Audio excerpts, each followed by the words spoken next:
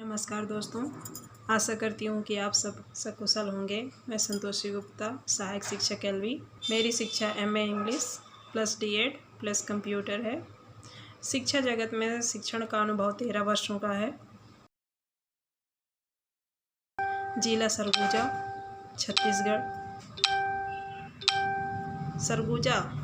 सरगुजा जैसा कि नाम से ही लगता है। पहले ज़माने में सरगुजा को स्वर्गजा कहा जाता है। स्वर्गजा मीन्स होता है स्वर्ग जैसा।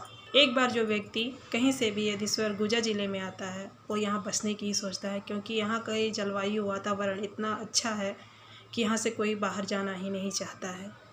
यहाँ बहुत प्रकार के दर्शनीय स्थल हैं जिसे देखने के लिए दूर दूर से दर्शक, पर्यटक, श्रद्धालु चले आते हैं। यहाँ से लगभग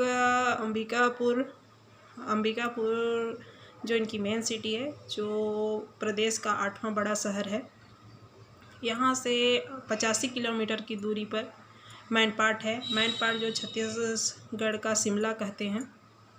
यहाँ भी बहुत सारे जलप्रपात हैं। जलप्रपात को पॉइंट के नाम पे प्रसिद्ध किया गया है, जैसे टाइगर पॉइंट, मेहता पॉइंट, दरोगा दरहा,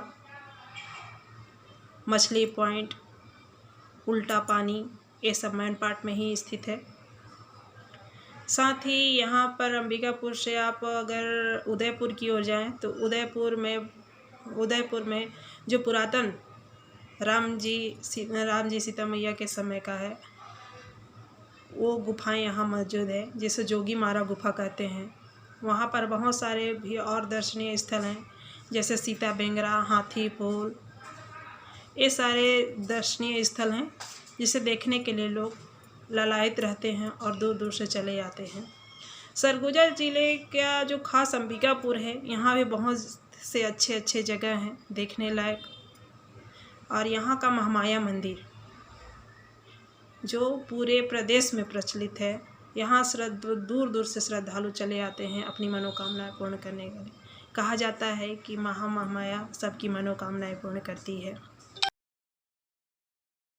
मेरे स्कूल का नाम शासकीय प्राथमिक शाला ठाकुरपुर। इसका नाम इसलिए प्रसिद्ध हुआ क्योंकि यहाँ कंवर जाति जनजाति के लोग ज़्यादा रहा करते थे, उनकी बहुलता थी। इस प्रकार हमारे स्कूल जो प्राथमिक विद्यालय है वो शासकीय प्राथमिक शाला ठाकुरपुर पड़ा। हमारे विद्यालय में 2 समस्याएं थी। एक था बच्चों का ठहराव नहीं था। ठहराव बोलने से है कि बच्चे अंग्रेजी माध्यम जो प्राइवेट स्कूल की ओर ज़्यादा अग्रसर हुआ करते थे। उनके पेरेंट्स ना उनके पास उतनी इनकम है, फिर भी वो अपने बच्चों को उधार लेकर के, लोन लेकर के बच्चों को प्राइवेट स्कूल में दाखिला कराते थे। बच्चे हमारे यहाँ एडमिशन तो लेते थे, लेकिन जैसे ही थोड़े पढ़ने लिखने लगते थे, थोड़े समझने लगते थे, बच्चे उठा करके उनको प्राइवेट स्कूल में डाल दिया करते थे। ये पहली समस्या थी। और दूसरी ये थी कि जो हमारे टीएलएम होते थे वो काफ़ी एक्सपेंसिव हुआ करते थे, जिससे सभी विषय के लिए, सभी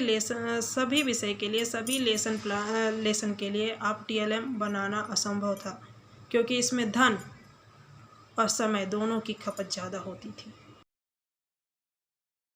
हमने ZIIEI का प्रशिक्षण लिया, जिसमें हमने देखा कि शून्य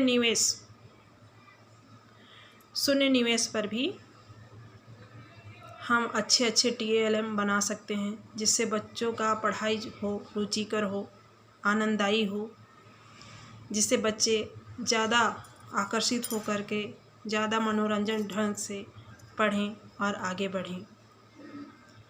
ZIIEI प्रशिक्षण के दौरान हमने शून्य निवेश पर भी नए नवाचार कर शिक्षण पद्धति को बेहतर बनाने की कोशिश की, जिससे बच्चे काफ़ी आकर्षित हुए।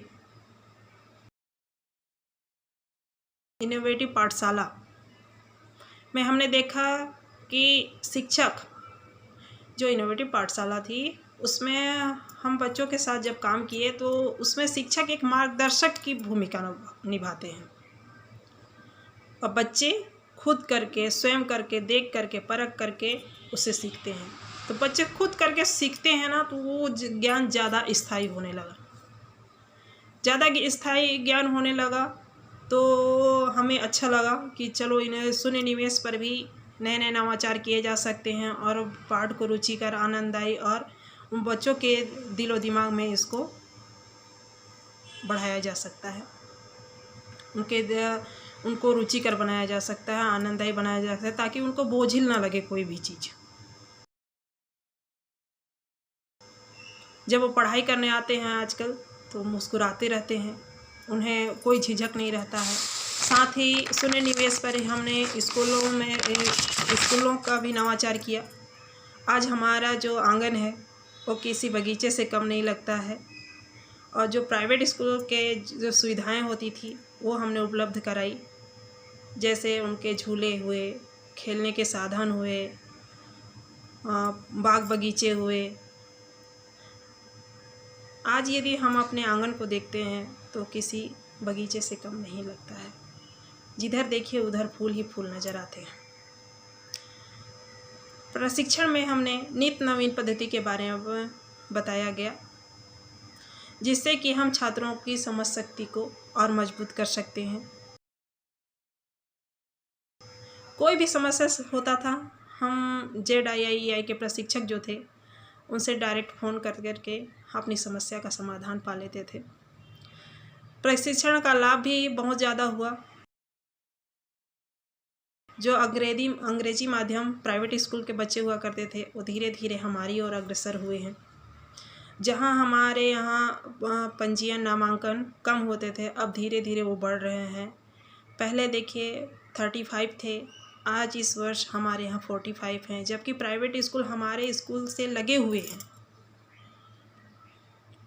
फिर भी अब धीरे धीरे हमारे बच्चों का नामांकन दर संख्या बढ़ते जा रही है। तो इसके लिए हम ZIIEI के पूरे टीम को सहृदय धन्यवाद देते हैं कि उन्होंने शून्य निवेश नवाचार कर हमारे स्कूल का नक्शा ही बदल दिया। साथ ही हमारे बच्चों में एक रुझान पैदा हुआ। आज यदि हम उन बच्चों को कुछ बताते हैं, करते हैं, तो नए नए TLM माध्यम से अपने से ही निकाल करके शिक्षा ग्रहण करने की ओर अग्रसर होते हैं। साथ ही HDFC को भी मंच प्रदान करने के लिए सहृदय धन्यवाद। Thank you.